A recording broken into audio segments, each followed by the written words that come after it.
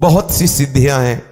जब कोई भगवत मार्ग में चलता है ना, ये जरूरी नहीं कि आप अष्टांग योग से चलें तभी आपको सिद्धियां मिलेंगी।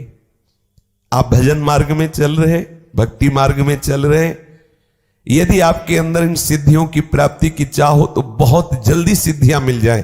यदि कोई अपराध न बनने पावे, शास्त्र विपरीत आचरण न होने पावे, रजोगुण तमोगुण का नाश करते हुए जब सतोगुण बढ़ता है हृदय में, तो सिद्धियां अपने आप प्रकाशित होने लगती हैं। बहुत साधारण बात है सिद्धि प्राप्त करना, बहुत साधारण बात। लोगों को लगता है कि छोटे मोटे चमत्कार बहुत कठिन है, या बहुत प्रारंभिक दशा में सब सिद्धियां आने लगती हैं। लेकिन जिसका लक्ष्य हो जाता है ब्रह्मबोध या भगवत प्रेम, उसके हृदय में सिद्धियां फटकने भी नहीं पाती। गुरु कृपा की कवच में सुरक्षित आगे बढ़ता चला जाता है। पर यदि तुम्हें लगता है कि संसार का सम्मान, संसार का लोक, संसार का भोग, तो प्रभु का भजन करके देखो, ये सब तुम्हारे चरणों में लुटेंगे।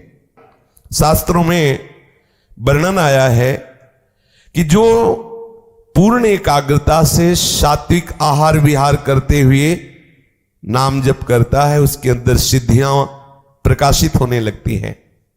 महामहिमामयी अणिमा, महिमा, लघिमा, प्राप्ति और प्रकाम्य, ईशिता, वशिता, ख्याति, ये 8 सिद्धियां सदैव प्रभु के चरणों के समीप करबद्ध खड़ी रहती है। वो भक्त की सेवा में आने लगती है। अनूर्मी, ये सिद्धि जिसके हृदय में प्रकट होती है, उसे ना तो कभी भूख परास्त कर सकती है, ना प्यास परास्त कर सकती है, ना शोक, ना मोह, ना जरा, ना मृत्यु, इन पर वो विजय प्राप्त कर लेता है। जो प्रभु के चरणारविंद का आश्रय लेके भजन करता है पर कामना है, तो उसके अंदर ये अनूर्मी नाम की सिद्धि प्रकट होती है। देखो कैसी महिमामयी है। चाहे जितने दिन भोजन न मिले, वो कभी भूख से व्याकुल नहीं हो सकता। 70 दिन तक बालक ओम प्रकाश जी ने ना अन्न ग्रहण किया, ना कोई फल फूला, लेकिन आप प्रसन्न मुद्रा में भगवत स्मरण परायण रहे। और कितने से भक्तों के चरित्र आते हैं। भूख की व्याकुलता स्पर्श नहीं कर सकती उसके हृदय में, प्यास की व्याकुलता स्पर्श नहीं कर सकती, ना तो कोई शोक उसे छू सकता है, ना मोह छू सकता है, ना बुढ़ापा और ना मृत्यु, ये उसको दुख नहीं पहुंचा सकते हैं।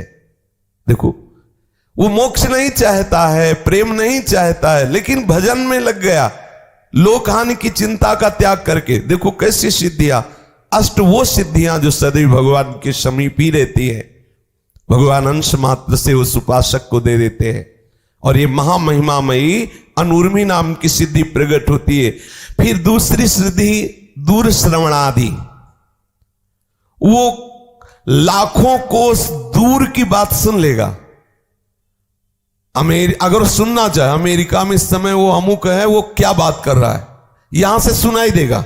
बैठे बैठे बैठा यहां है और एक एक बात उसकी सुनाई दे रही। ये सिद्धि कहीं से किसी की भी बात वो सुन सकता है कि आप क्या बात कर रहे हैं। जिधर वो ध्यान देगा उधर पूरी बात उसे सुनाई देगी। जैसे हम आपसे बात कर रहे हैं, ऐसे उसको सुनाई देगा। वो जहां की बात, लोक लोकांतर की, जहां की सुनना चाहेगा उसे दूर श्रवणादि, ये सिद्धि प्राप्त होने पर कहीं कुछ भी सुन सकता है, किसी की भी बात सुन सकता है।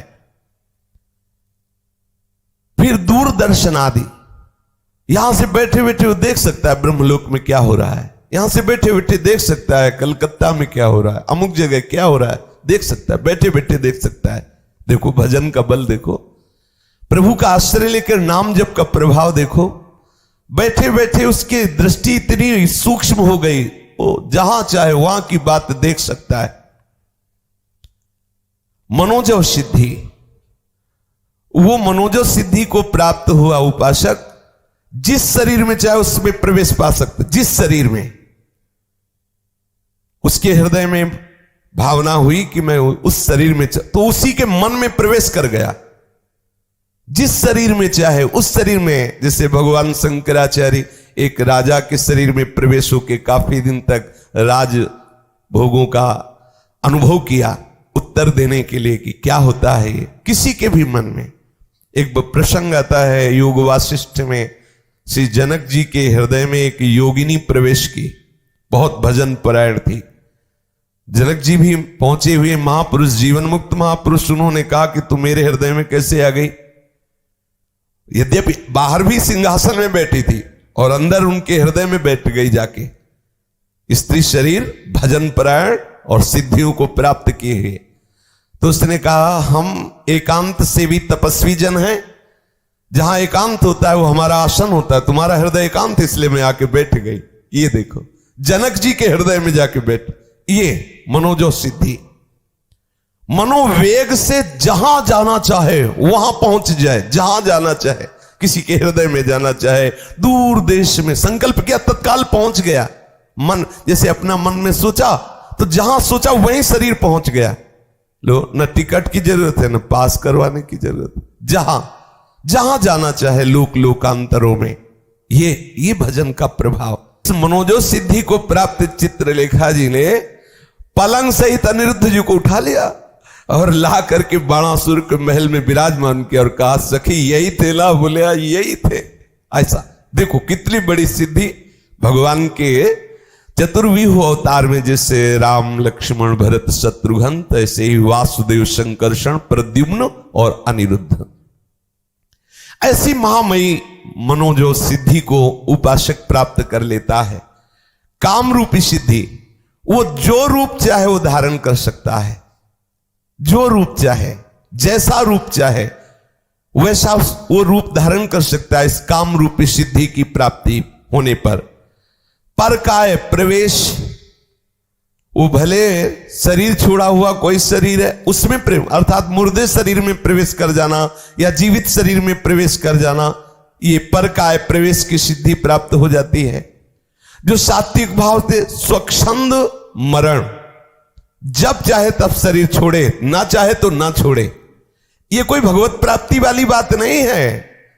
चांगदेव नाम का एक महात्मा 1400 वर्ष का, ये कोई सतयुग त्रेता की बात नहीं, महाराष्ट्र में श्री ज्ञानदेव जी महाराज के दर्शन करने में आया, सिंह पे बैठ के सांप की चाबुक लेकर के। ऐसा तो इसका तात्पर्य है कि इस स्वच्छंद मरण सिद्धि को प्राप्त है, लेकिन ना तो उसके अंदर विशुद्ध बोध है ना भगवत प्रेम है।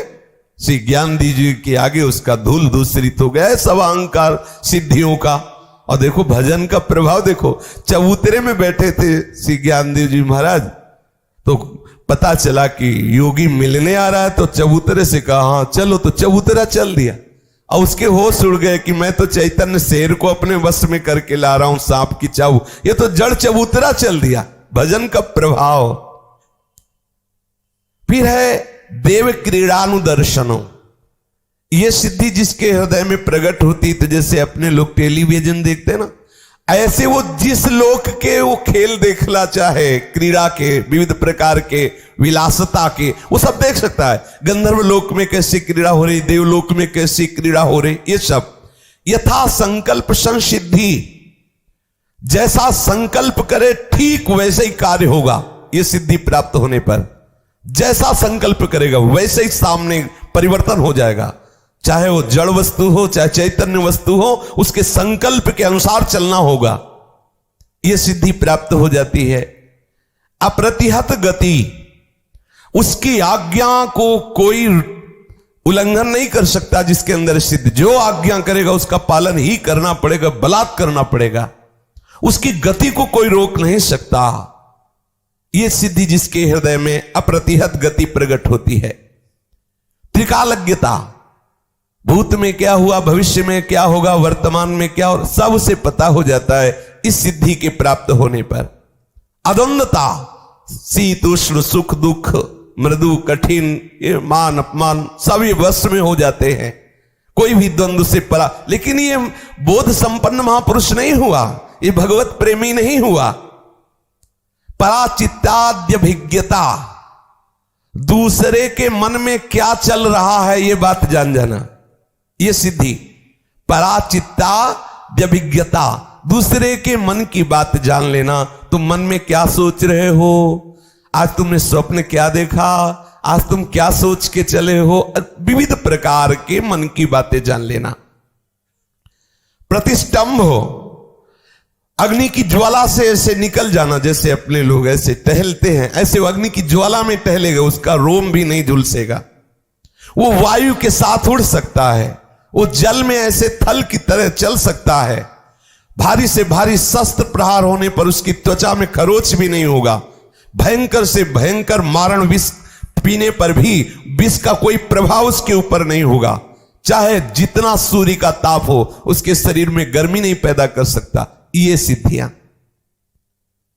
अपराजय, कोई भी मंत्र से, तंत्र से, बल से उसको पराजित नहीं कर सकता। अपराजय, सब पर वो विजय प्राप्त करने की सामर्थ्य रखता है। इसलिए अगर आपको ऐसा कुछ चमत्कार भी प्राप्त करना है तो प्रभु को भजो। वो बड़े लीलामय हैं, बड़े सामर्थ्यशाली, बड़े कृपामय हैं। लोक हानि की चिंता ना करो। जिस मार्ग के आश्रित आप हुए हो, इसमें सब सामर्थ्य विराजमान है। जो चाहोगे, जितना चाहोगे, तृप्त हो जाओगे। ऐसे तृप्त हो जाओगे कि कुछ चाहोगे ही नहीं। चल के तो देखो।